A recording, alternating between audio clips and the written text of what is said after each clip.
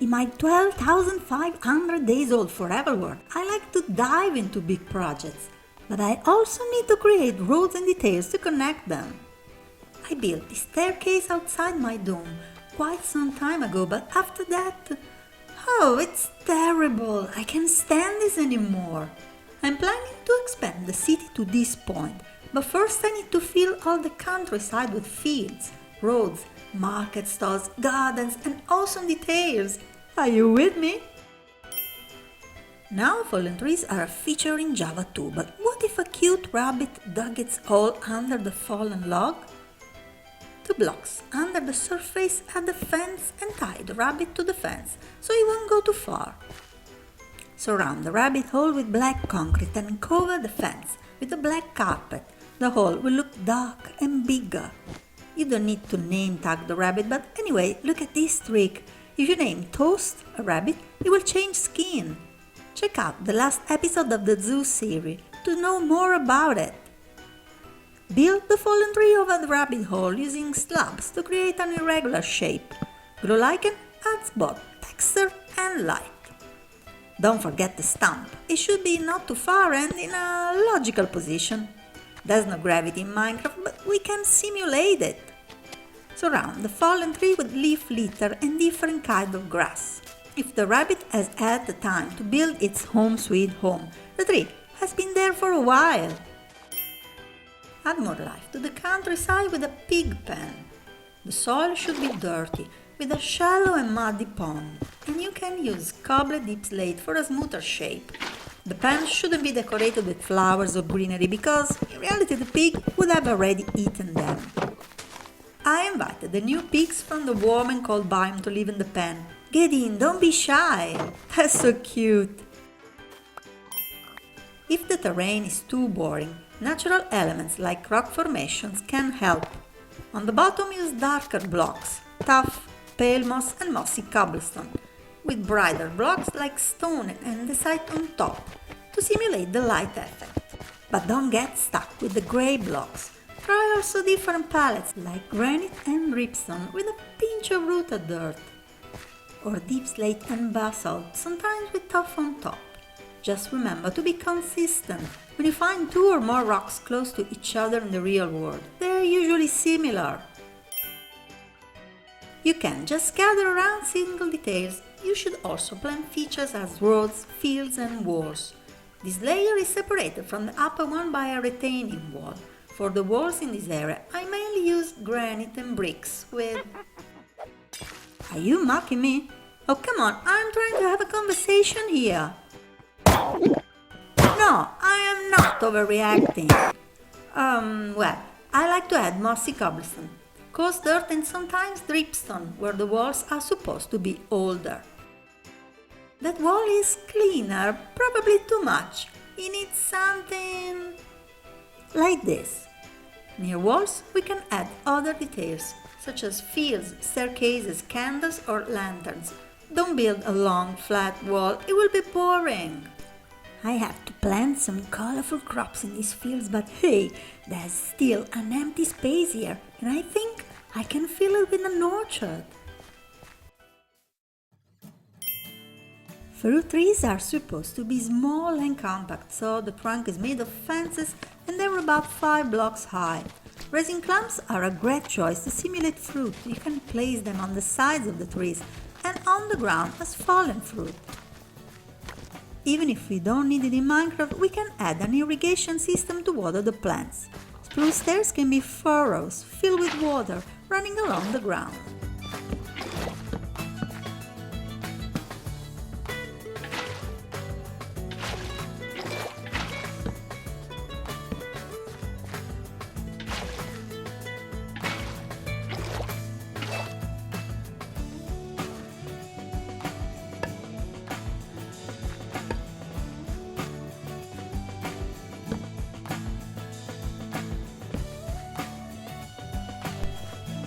Alright, in this corner there are 2 small potter trees waiting to be transplanted.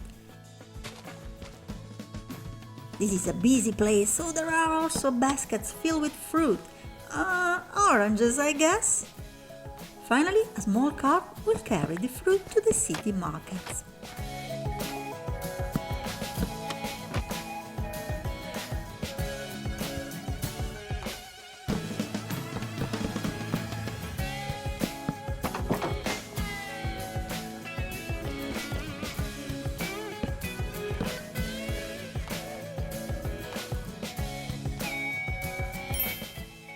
Small fields are an easy and colorful way to fill the empty spaces. Be creative, mix color and heights, and remember you're not limited to Minecraft crops, but you can also choose different plants and flowers. A couple of ideas.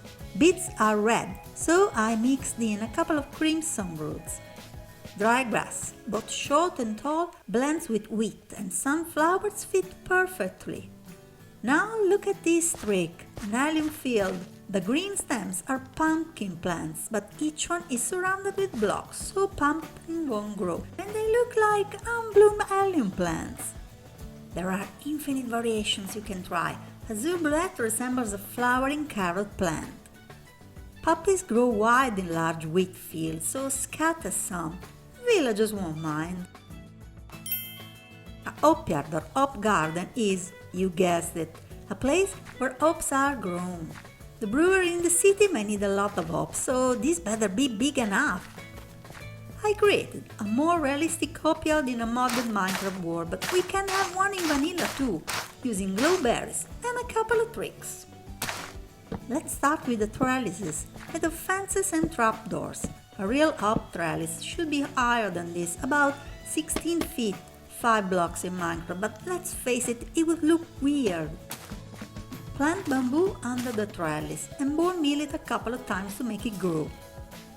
Cut most of them, leaving just one block, and occasionally two. Finally, add glowberries, and bone meal just a few of them if you want. Hops are not supposed to be orange, but this creates a bit of variation, and it's also a light source.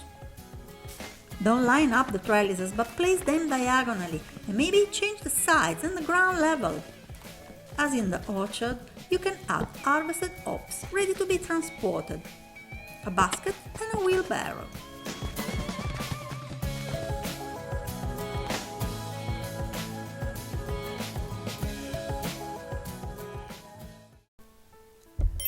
I want a table right under this custom acacia, something more sophisticated than a picnic, perhaps a little decadent, a dining table for a few friends who want to enjoy an outdoor lunch or maybe an afternoon tea.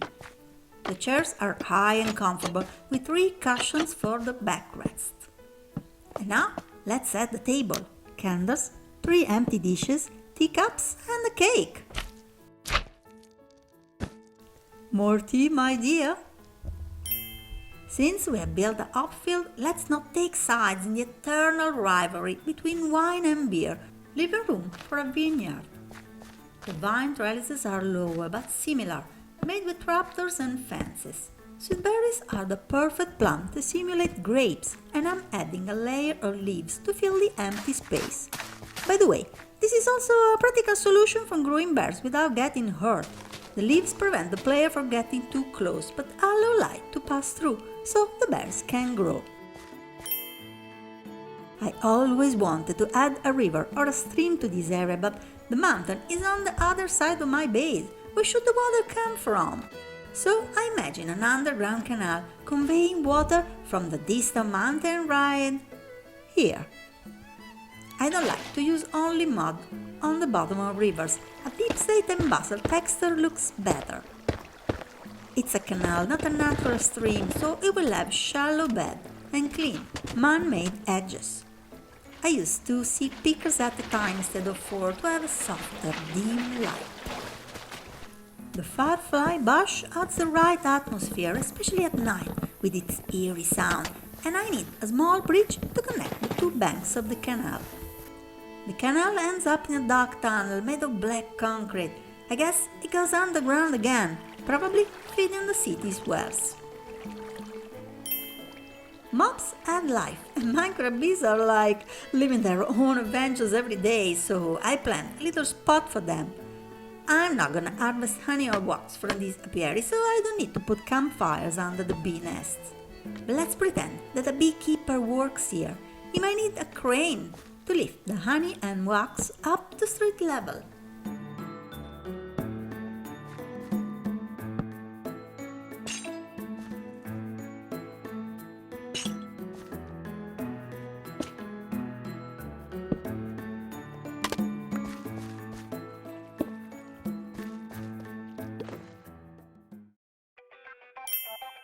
There are no birds in Minecraft apart from parrot, but let's not let that stop us. Birdhouses are an awesome feature in real-life garden. I came up with 3 different ideas so we can have them in Minecraft too. The large tree could use a hanging birdhouse. The house is high on the ground but lower than the tree branches. It has a diagonal shape so it will look good from every direction.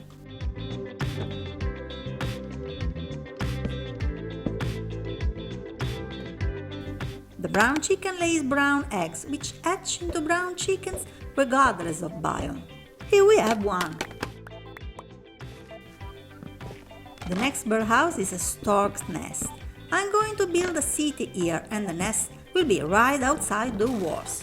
A stork is, alright, a blue chicken. He can play the part. All chickens avoid to fall from more than 4 blocks, so they should not jump off their houses. The nest is messy, made of mangrove roots with spruce details. The hopper makes it look empty, but it's also functional, because it will catch most of the blue eggs laid by the chicken, the stork. This parrot will live in a tiny house hanging from this tree, but it will be the most special. Here's all the stuff we need to have chirping birds along the road, apart from the decorative blocks. I've already cleared some space and add the light to spawn-proof it because a growling zombie doesn't match my idea of bird call.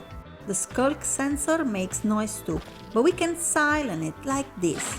The water goes straight into the hole without messing the redstone. Clay will make the notebooks sound like a flute, and there will be 4 notes. Remember to leave an empty space above the note blocks or they won't work. Let's connect everything with redstone and then 3 repeaters. Pay attention. The first and third repeater are on 2 ticks. The middle one is okay as it is. Now, this is what I do to tune a notebook. Press F3 and look at this corner. Change the note by interacting with the notebook until it's the one that you need. Last check. These are the notes I choose. It's not perfect, but it's a pretty good bird sound. Now the actual birdhouse, the roof, the water bowl, the floor, and the walls. Let's show the parrot his new home. A temporary platform will help, and he can sit here, where it belongs. Oh, I'm totally sold. It's a bit annoying, but I love it. The secret of a nice road is the right palette. Use 2 or 3 different blocks for a narrow path and add more variety for a larger road. You can change the blocks randomly or create small and large patches. I like to use pocket mud and brown pallets in my paths, but this is a wide, well-trodden road that leads to the city gate, and I want a dark and more detailed gradient. These are the main blocks I will be using. Start with a darker, curved line in cobbled deep slate, then expand it with gradually brighter blocks. The basal variants, the deep slate facing up, then the tough. Finally, add the occasionally mossy cobblestone and cyan terracotta. Avoid creating a pattern, but if you're following a gradient, don't place blocks randomly. I think we can work with this. Let's build it in a bigger scale.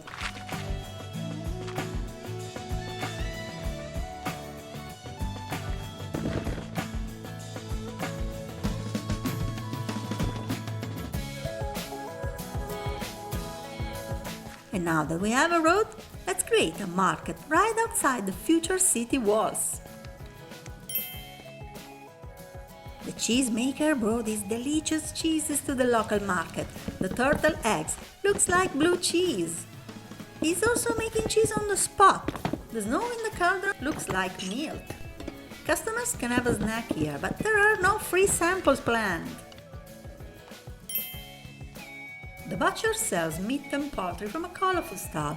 It doesn't sell cooked food but has some fresh meat on display and livestock too. The cow will live in the market. Oh, don't worry, I promise you won't end up hanging there with the meat. Let's have another spring drop new chicken in this cage. There's a hopper under the yellow carpet, so this is a fully functional chicken coop. The barrel will be filled with brown eggs in no time. Oops, I almost forgot to put poultry and meat on display on the campfire. I'm sorry you have to see this. The baker has his own stall at the market, where he bakes bread, delicious cakes and cookies. I wish Minecraft had more placeable food to display. Using frames is not the best for decorations. Since the city pub is right behind me, I assume the owner had opened a little beer garden outside the city walls to accommodate more customers. All you need is a counter, a lot of kegs and a few tables where to chill out. Now let's make a copy of the pub sign. The Pint of Guinness banner comes in 2 versions, and if you want to learn how to craft it, go check my previous video. I'll let the link in the description. Now, all that's missing is the direction sign to guide travelers to the city. Get messy with colorful hanging signs, adding custom banners, flower pots or lanterns if you need more light.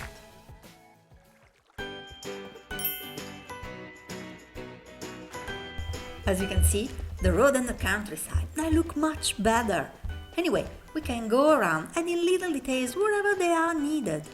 This is a Minecraft oak, but I added a couple of oak wood blocks and now more chains on this side, a temporary block, and we have a swing. Ooh, it's working! No, obviously it doesn't work, but it's cute anyway. Let's fill the empty spaces with more small details.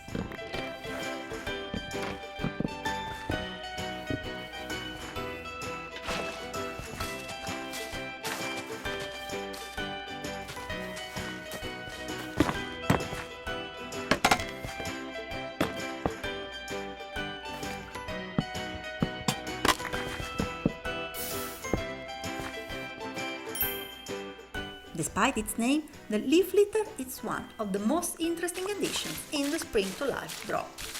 You can easily harvest them from forest bines in new chunks, even with your bare hands. Or you can get them by smelting leaves in a furnace if you don't want to fly to new chunks. I guess this is why leaf litter was added to the game. Since now there are fallen leaves, you can add fallen leaves under trees. Just don't overdo. But let's go deeper into it with better tricks. Leaf litter helps blend grass blocks to brown blocks like cursed dirt or wood. It's a nicer transition. As we saw in Orchard, if resin clumps are fallen fruit, leaf litter is rotten fallen fruit. It might not be pleasant, but it's realistic. Imagine walking in a city. You enter a poor alley and find littered, dirty corners that are not dusted often. Well, this is subtle. Just listen.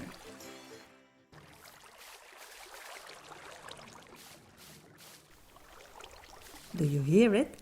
Walking over leaf litter produces a soft, creaking sound which can create a creepy vibe in dark places. Light is the easiest way to spawn-proof your world.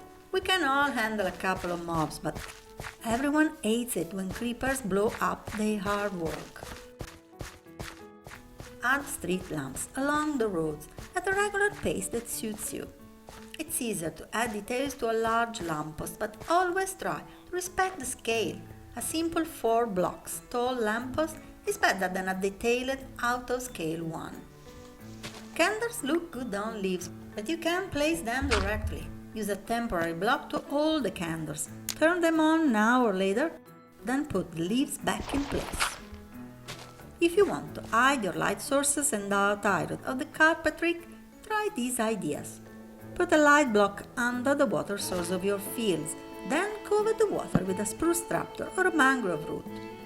If you are in an open grassy area, dig 3 blocks. Place a light block, a moss carpet and then a leaves block. Add more leaves for a better effect. It's not awesome, but it's quick and it looks better than a torch. This trick works only next to a wall, a rock or any height difference. Add a light block under the wall and an azalea next to it. Azaleas are transparent to light but have a solid surface and you won't see the light block. I guess this is all the time we had for today's video. We did a pretty good job detailing all the countryside outside the new city.